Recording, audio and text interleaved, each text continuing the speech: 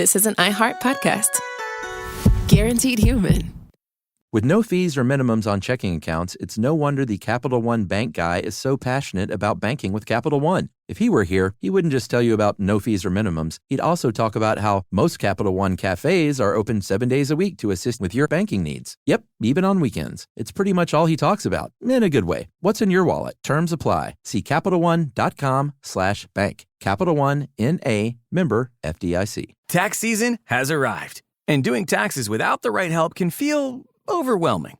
Intuit TurboTax is here now to guide you through it with confidence. Match with a TurboTax full-service expert who handles everything for you from start to finish. Your dedicated expert checks every single deduction and credit to help you get the best possible outcome so you can feel confident you're getting every dollar you deserve. And the best part?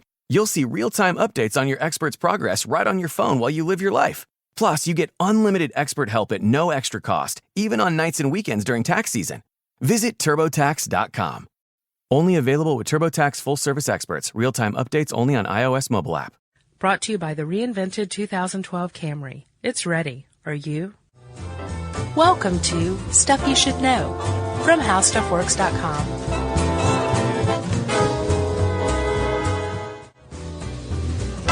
Hey, and welcome to the podcast. I'm Josh Clark. With me, as always, is Charles W. Chuckers Bryant, and that makes this Stuff You Should Know. I'm always here for you, Josh. Yeah, hey. Hey. Okay, whatever. I'm glad you are, Chuck. Sure. This is day 2, episode 2 in the new studio. Yes. The walls are closing in on us. I kind of like it in here now. I'm already used to it. Chuck. Josh. So the Bible's been popping up in my life a lot lately. Really? Yeah. How so? Yumi and I just started subscribing to Harper's. Okay. Monthly, weekly, one of those two. Uh-huh. It's like this magazine from like 1889. Yeah, I know it. Okay. And in the first article of the first issue that we got, it's there's I guess a notes section by a guy who says that the Old Testament is an allegory for the Neolithic Revolution. Remember where we went from hunting and gathering to agriculture? Sure. And he made some really cool points, right? Interesting. Like, for example, Cain and Abel. Abel was a herdsman. Cain was a farmer. Cain murdered Abel. Yeah. Right? Slew. So he slew him. First murder ever, as far as we know. Oh, really? Oh, that's right. Yes. I can't remember what he said about Adam and Eve, but basically, like, that's the beginning where it was actually kind of a cautionary tale. Oh, really? Yeah. Like, be careful. There's all this other stuff associated with agriculture that you're not seeing. Right. So I found that intensely interesting. Then you suggest we do one on the Jefferson Bible. And I'm like, what is going on here? Right? Right. Third one. Number 3. This elderly woman, by all rights, she's in her 80s, 90s. Okay. Spitfire lady still, though. Sure. Doesn't like to use a blinker when she stops suddenly in parking lots when I'm right behind her. They never do. So I went around her. I was a little irritated, and I wanted her to know it. She lays on her horn. Really? And I stick my head out, and I'm like, be quiet, and like go and park, right? You did not. I go and park, and I go into Publix. Be quiet. This woman comes and finds me. Oh, my goodness. And is like, are you sir, are you the gentleman who went around me in traffic and blah, blah, blah. And she's like berating me loudly in the middle of Publix. You said, I'm no gentleman. So finally she ends it with, you need to get to church. And I was That's like, not true. I swear to God. Wow. I'm not kidding you. My friend Tom, my BFF Tom, was on the phone with me. He can verify this. And you said Betty White is coming after me in a Publix. I wish this was Betty White. This woman was terrifying. Wow. She was wearing like clam diggers with white socks pulled up, black SAS shoes. Her skin hung loose, and she had fire in her eyes. She wanted to kill me. What did you say? Did you reply anything, or did you just sheepishly? I wasn't sheepish. You're not going to say what you said. You can tell me afterward, though, right? Sure. Okay. But I wasn't sheepish. I wasn't like entirely mean, but I didn't. Frankly, as you know, I quit the Boy Scouts because I think that it's a bad idea to just give blanket respect to the old people because they're old. Okay. I've met some old jerks in my time, and this True. woman was Yeah, actually one of them. So, Yeah. yeah. But that's this week, man. 3. That's an exciting week. I never talk about the Bible. It never comes up. Church never comes up. Yeah. But here we are. All right. Chuck, did Thomas Jefferson write or rewrite the Bible? Fact or fiction? Hey, that's old school. Yeah. Josh, that is faction, because he did not rewrite the Bible, but he did cobble together his own version of the Bible that he thought was valid and should be read. And fitting. I'll just say that. Which is actually, if you think about it, a pretty pretentious and arrogant thing to do. Yeah, this wouldn't go over well in today's president. If someone said Obama put together different parts of the Bible and said that this was what I think the Bible should be, he wouldn't last too long. No, I don't think it would have ever gone over. If Taft had done it, he would have been run out of town on a rail. You can't do that. Yeah, as the a early president. days, so you could get away with anything back then. I suspect that Thomas Jefferson had Asperger's. Okay. From some of his demeanor, the way he carried himself, his incredibly high level of intellect. Uh-huh. I suspect that he had something along those lines, right? He might have. You can also say that he could not have cared less what people thought of him. No. He did his own thing. Yeah. Highly intelligent guy. And like you said, if it had come out that a president had done that, a lot of people are unaware of this, that it wouldn't go over very well. Which is why he didn't let it out. I don't know that that's why he didn't let it out. I think he just was doing it for himself. Right. Genuinely. Well, I that's don't what think he he was said. trying to be secretive about it. But you were saying, it wouldn't go over well today. It's kind of fashionable in certain quarters to point out that the founding fathers were bent on founding a Christian nation. Right. It's a very contentious thing to say, although a lot of people, that's how they see Right. the United States, right? Yeah. I think Thomas Jefferson cutting up the Bible and cutting out all the miracles and Right. what he considered gobbledygook Yeah. kind of undermines that argument a little bit, don't you think? Well, he was a deist. It's a good time to bring that up. Uh-huh. George Washington was a deist. Benjamin Franklin. And a deist, These are Josh, what we call founders, I believe. They are. They differ from traditional Christians because they reject miracles, basically, a lot of the prophecies, and they. It says here they embrace the notion of a well-ordered universe created by God, but God then withdrew into detached transcendence. So Right. they believe, like a lot of things Christians believe, but a lot of people at the time said this was a way for you to reconcile your Christianity with all these amazing new scientific findings that we're finding that kind of fly in the face of Christianity. Right. And deism was the Enlightenment religion, right? Yeah. And basically the way it looked at God is there's a creator God, but he's kind of like a clockmaker. And he Right. created this clock of a universe, wound it up, and just stood back to watch it go. That's a great way to say it. And do you remember, in the really uber paranoid late 90s, right before the millennium, there's Yeah. kind of a concept that the universe is the result of an alien experiment. Right. That's kind of in the same vein, actually. There's some higher power Right. that doesn't have a hand in our individual lives, but was started. created all Yeah. this. Yeah, Pretty interesting. it is. So that was TJ. That was TJ, MBF, and GW. T-Jeff. That's what his nickname today would be, T-Jeff, His nickname today is T-Jeff. as of now. Yeah. So, he also he penned the Declaration of Independence, we should say, which most people know. He was also the one who first elucidated the wall of separation between church and state. Yeah, it did not come from the Constitution. No, but so there's this Baptist Convention of Danbury. Yes, Right? the Connecticut Committee of the Danbury Baptist Association. And they wrote to Jefferson saying, is this a Christian nation or not, basically? He went, sort of. He basically pointed to, no, he said, He said no. I'm sure you agree with me that religion is between a man and his God. Right. And really eloquently said, no, there's a First Amendment. There's a clause in the First Amendment that says that Congress won't establish a religion. And so I, Thomas Jefferson, as president, and one of the guys who wrote that, Right. see it as a wall of separation between church and state. Yeah. He thought it was a very, very personal thing, religion was. Spirituality was a very personal thing, and no one should step in and tell you what to think about it. Right. It's so personal that he decided to craft his own Bible. Yes, and one of the reasons he did this, because, like we said, he was a deist. Deist or deist? Deist. I think you can go either way. All right, he's a deist. And he was also very skeptical of who wrote the Bible. The Gospels, in particular, he thought they were, quote, unlettered and ignorant. Yeah, basically how he saw the Bible writers were... Evangelists. That's where the name comes from. Yeah. Those were the Gospel writers. But they were also Platonics. They followed Plato. Right. And wrote around the time of Plato. Mm-hmm. And they... Remember when we were talking about, like, Halloween, Christmas, sure. Easter... All the pagan holidays? Yeah, they're all pagan holidays that we've adopted and Christianized in an effort Easter's not, though, right? Yeah. Oh, was it? Yeah, spring harvest. Oh, right. Or spring equinox. Vernal equinox, I think is what it's called, right? Yeah. Vernal and autumnal. Yes, vernal equinox. And Esoterra was a pagan goddess. Right.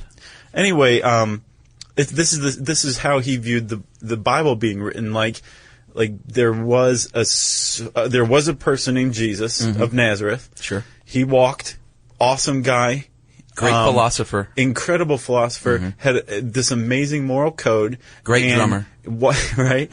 And then and espoused it to people who remembered it, passed it down orally, and then somebody finally wrote it down. Right. But when they were trying to write it down, they were also trying to establish a church. Sure. And so they added some magic so that they could bring the pagans into the fold. AKA miracles. Yes. And he also believed, and this is where he really wouldn't jibe with today's system as a politician. Mm-hmm. He did not believe in the divinity of Jesus Christ. He did not believe that he was the Son of God. Right. He thought that he was like Plato, essentially, like a spot-on philosopher. But he thought a lot of him. He said, he wrote a letter to John Adams in 1813 and said that the book that he ended up putting together, which we'll get into the nuts and bolts of that, but he called it the most sublime and benevolent code of morals which has ever been offered to man. Yeah, Jesus' philosophy. Yeah, so he clearly thought a lot of Jesus' philosophy.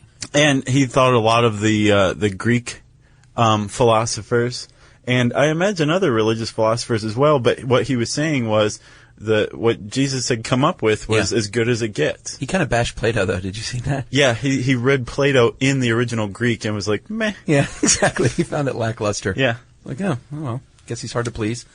He read the Bible and he cut it down to 46 pages. He did. Christopher Hitchens put it like this, and you know Christopher Hitchens. Yeah. He's not a big guy on religion. No. He kind of actively combats it, but yeah, there's a 46-second clip on YouTube of Christopher Hitchens debating somebody, and he describes the Jefferson Bible as what was left after Jefferson took a pair of scissors and cut out anything that could not, by any intelligent person, be believed. It makes for a slender, convenient read. Yeah. And yeah, I mean, if you hate Christopher Hitchens, this is no surprise to you. If you love Christopher Hitchens, this is no surprise. Yes, but he got one thing wrong. He apparently used a razor and not scissors. Small detail. Right. But well, he originally, he went through and was scratching stuff out. Oh, really? And then I think he went back and started cutting stuff out. Well, he found himself scratching so much out, it got tiresome. Yeah. He's like, I should just cut out what I do like instead of scratching out what I don't like. Right. Because like, oh, yeah. All told, there are 31,103 Bible verses, numbered Bible verses. Right, but he was just doing the New Testament, so we're talking 7,957. Right, and specifically the Gospels of Matthew and Luke, which there was more than that, but he used a lot from Matthew and Luke, 2,222 in Matthew and Luke, and all told, the Jefferson Bible only had 990. Right. Verses. Support for this show comes from Public, the investing platform for those who take it seriously. On Public, you can build a multi-asset portfolio of stocks, bonds, options, crypto, and now generated assets, which allow you to turn any idea into an investable index with AI. It all starts with your prompt, from renewable energy companies with high free cash flow to semiconductor suppliers growing revenue over 20% year over year. You can literally type any prompt and put the AI to work. It screens thousands of stocks, buys one-of-a-kind index, and lets you backtest it against the S&P 500. Then you can invest in a few clicks. Generated assets are like ETFs with infinite possibilities, completely customizable and based on your thesis, not someone else's. Go to public.com/SYSK and earn an uncapped 1% bonus when you transfer your portfolio. That's public.com/SYSK. Paid for by Public Investing. Brokerage services by Open to the Public Investing, Inc., member FINRA and SIPC. Advisory services by Public Advisors, LLC, SEC registered advisor. Generated assets is an interactive analysis tool. Output is for informational purposes only and is not an investment recommendation or advice. Complete disclosures available at public.com/disclosures. Hey everybody, get this. LinkedIn has grown to a network of over 1 billion professionals and 130 million decision makers. And that's where it stands apart from other ad buys. Yeah, for sure. You can target your buyers by job title, industry, company, role, seniority, skills, even company revenue, so you can stop wasting budget on the wrong audience. Yep, that's why LinkedIn Ads generates the highest B2B ROAS of all online ad networks. Seriously, all of them. And get this, if you spend $250 on your first campaign on LinkedIn ads, you get a free $250 credit for the next one. Just go to linkedin.com/SYSK. That's linkedin.com/SYSK. Terms and conditions apply. So he definitely pared down quite a bit. Big time. He took out everything about edition. he took out everything about Christ's birth, the virgin birth. Yeah, that was gone. He left in the crucifixion, but it ends at the burial. There's no resurrection. Yeah, basically the last verse was John 19, and they ended it. His book ends with they rolled the stone in front of the sepulcher, and the end. The end.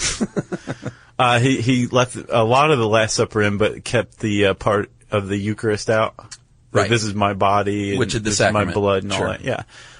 So basically, he just kept in basically the life and times of Jesus of Nazareth and his philosophy. Yeah, in the article he left what he considered genuine events, like the Sermon on the Mount, certain parables, the way to live your life. And see, that's always been my deal. I don't want to get too personal, but I was raised Baptist. Think after the last 200 episodes, it's a little late for that. Yeah, I was raised Southern Baptist, and it wasn't the best experience for me. But I still maintain that the Bible is a great moral code, and there's lots of great parables that teach you how you should act as a human. Mm-hmm. And apparently, I'm in Jefferson's camp because that's what he ended up using. Sure. As he ended up calling it initially the philosophy of Jesus of Nazareth, and then changed that title later to the life and morals of Jesus of Nazareth. Right. And then in the 1910 edition, there was a subtitle, or How to Get By in Queens on a Dime a Day.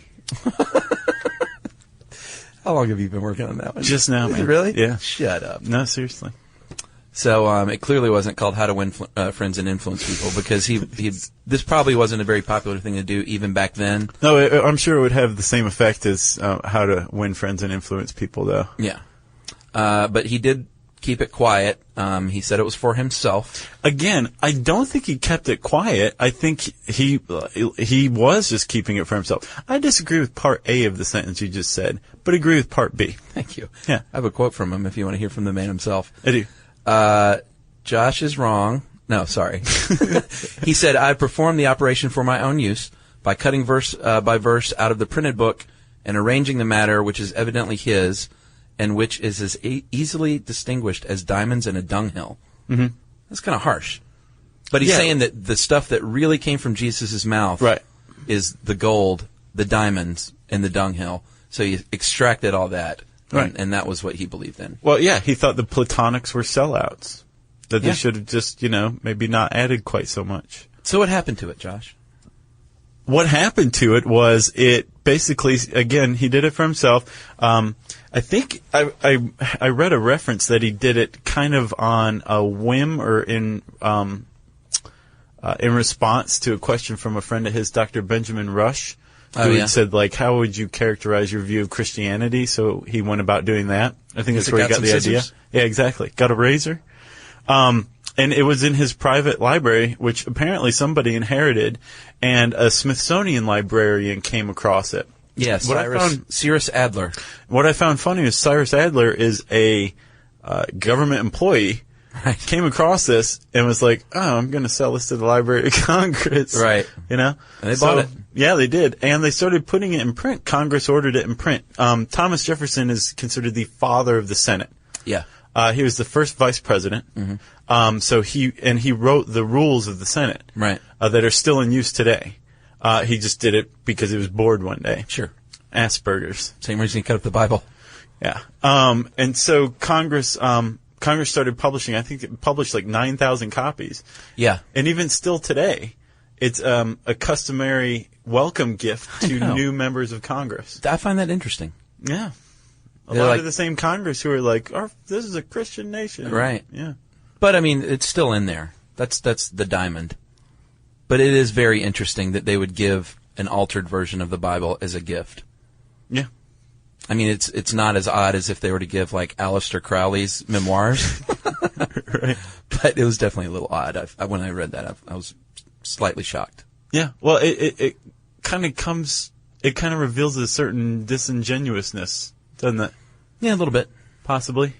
Support for this show comes from Public, the investing platform for those who take it seriously. On Public, you can build a multi-asset portfolio of stocks, bonds, options, crypto, and now generated assets, which allow you to turn any idea into an investable index with AI. It all starts with your prompt, from renewable energy companies with high free cash flow to semiconductor suppliers growing revenue over 20% year over year. You can literally type any prompt and put the AI to work. It screens thousands of stocks, buys one-of-a-kind index, and lets you backtest it against the S&P 500. Then you can invest in a few clicks. Generated assets are like ETFs with infinite possibilities, completely customizable and based on your thesis, not someone else's. Go to public.com/SYSK and earn an uncapped 1% bonus when you transfer your portfolio. That's public.com/SYSK. Paid for by Public Investing. Brokerage services by Open to the Public Investing, Inc., member FINRA and SIPC. Advisory services by Public Advisors, LLC, SEC registered advisor. Generated Assets is an interactive analysis tool. Output is for informational purposes only and is not an investment recommendation or advice. Complete disclosures available at public.com/disclosures. Hey everybody, get this. LinkedIn has grown to a network of over 1 billion professionals and 130 million decision makers. And that's where it stands apart from other ad buys. Yeah, for sure. You can target your buyers by job title, industry, company, role, seniority, skills, even company revenue, so you can stop wasting budget on the wrong audience. Yep, that's why LinkedIn Ads generates the highest B2B ROAS of all online ad networks. Seriously, all of them. And get this, if you spend $250 on your first campaign on LinkedIn Ads, you get a free $250 credit for the next one. Just go to linkedin.com/SYSK. That's linkedin.com/SYSK. Terms and conditions apply. Makes you think, at least. Well, and it lets you know what was in Thomas Jefferson's mind. And he's easily one of the most fascinating historical figures we have. Yeah. You got anything else? No. If you want to know more about the Jefferson Bible, you can read this pretty cool article by Jane McGrath. You can find it online. The whole Bible. You can do both. How about? Sure. Let's get some people to the site first. Okay? Yeah, that's true. You just type in Jefferson Bible in the handy search bar at howstuffworks.com. And then after that, you might as well just go read the Jefferson Bible, right? Yes. Yes. Which leads us to listener questions. So yeah, we put out a call on Facebook a couple of weeks ago for questions, and we got bombarded. So we're actually having to do this in installments because there were a lot of good questions. These are really? We need new questions, man. No. These are old. No, these are brand new. Oh, they are? You're lying. They're from 2 weeks ago, but they're still new because we haven't used them. So we're going to bust through a lot of these pretty quickly. Chuck says, who's taller between Josh, Chuckers, and Jerry? Josh is the tallest, at a robust 6 feet or so. Mm-hmm. I'm 6 feet on the nose. I'm about 5'10". Jerry, how tall are you? Jerry's 5'8". Behind the curtain, so there you have 5'8". Go ahead. I've got one from Colin. Who would win in a fist fight, Ira Glass or Josh? I think it would be a... we can actually we sized him up physically in person now. I think it would be like a humiliating slap fight for both guys. Right. I don't know that there would be a fight. It'd be more like... do Do you remember Adam Goldberg in Dazed and Confused? Yes. Do you remember when he's Great being pulled off? Uh-huh. Or when Nicky Katt's being pulled off of him? Yeah. I think it would be like that, but both of us. Yeah. Both of us is Adam Goldberg. Right. Yeah. Trip says, can you finally reveal the name of the big box appliance store that did not do Chuck right with his extended warranty? I don't think that would be very smart. Do you know that even I don't know what it is? I don't think that would be very brand smart to do, Josh. So I'm not going to. Thank you, Trip, for the question. Wow. Chuck. I'm not reading this one. Okay. So here's another one from Natalie. Would you consider doing a 6 degrees of separation from your listeners? I go first. My sister Kathleen went to Redan High School with Chuck. Kathleen Egan. Awesome. So that's not a question. It even ends in an exclamation point. Yeah. I got. Tom says, what's it like being so old, Chuck? Tom, it is awesome. Go ahead. Okay. Here's one from Hannah. Which is better, cake or pie? What do you call a soft drink? I call it soda. My hubby calls it pop. That's 2 questions. I call it Coke. I call it Coke as well. I grew up calling it pop. Yeah. What's better, cake and pie? Actually, there's nothing better than a good cake pie. Yeah. I like cake. Cake pie. I like pie, too. Brittany. Oh, this is Brittany from New York. And actually, to answer that question, pie's better. Okay. Remember Brittany? Brit? Yes. Brittany says, does Hippie Rob participate in the SYSK drinking game, which we don't sanction? No one knows where Hippie Rob is. And if so, is he the all-time record holder? I don't even know that Hippie Rob knows that SYSK exists. No, of course he doesn't. I don't think he does. So this one's from Bobby. What are your favorite bands of all times or your favorite songs? My favorite band of all time, clear winner, is the Pixies. Chuck? Really? Oh, yeah. I'll probably go with, like, The Who or Pavement. Maybe Zeppelin. Meh. Yeah. Brianna, our favorite fan, Brianna, says, what were your first impressions of each other? I thought Josh was like me when I first met him, and it turns out he sort of is. And he's sort of not. That's not true at all. No, I knew we were like fellow... I thought you were a cool guy. Reformed bad boys. Yeah, you had that pack of cigarettes rolled up in your sleeve. That was the dead giveaway. I've got one from Ebba. How does Jerry work? She doesn't. Oh, not true. Go ahead. Christopher, what's it like living in Hotlanta, particularly now that the summer's starting? It is awful. And I grew up here, and it's nasty. Still awful, and it's not like you get used to it. No, it's gotten exponentially worse, even since I moved down here in 1990. It's terrible. You can't breathe. It's like you're swimming outside. Yeah. I got one more. Shoot. This one is from Mark. If you could have one superpower, what would it be? Flying. Invisibility. Okay. Well, those are the questions. Thank you. Well, no, I'm not done yet. Okay. I got 2 more quick ones, Josh. Sean says, would you like cheese with that? Always, of course, is the answer to that question. Okay. And Joe says, what is the best, most unique piece of free swag anyone has sent you? And I think we just got it this week. Yeah. I'm going to have to go with the root suit. Are you? Yeah. The root suit, for those of you that are Always Sunny in Philadelphia fans, is the Green Man costume that Charlie wears. Mm-hmm. And so I requested a Green Man outfit. And you won't take it off. And I got it. And I wrote the guy today and said, thank you so much for the Green Man thing. I'm really excited. And he said, your new life begins now. Your new life of leaving absolutely nothing to the imagination, Chuck. Yeah. It's disturbing. Nobody wants to see this. So if you have a question for us, go join our Facebook fan page, jerk. It's facebook.com, yada yada, stuff you should know. Follow us on Twitter, SYSK Podcast. And as always, you can send us an email. We still like those. It's very, late 90s, but still, it's cute. You can send it to stuffpodcast@howstuffworks.com.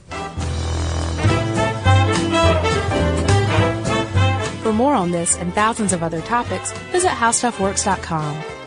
Want more How Stuff Works? Check out our blogs on the howstuffworks.com homepage.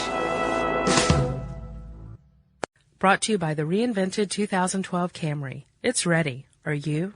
The NFL playoffs are here, and Wild Card Weekend, powered by Verizon, is in full swing. Man, it all comes down to this. The stakes are high, hopes are higher, and everything is on the line. My goodness! It's win or go home, and every moment counts on the road to Super Bowl 60. It's a touchdown! Wild Card Weekend, powered by Verizon.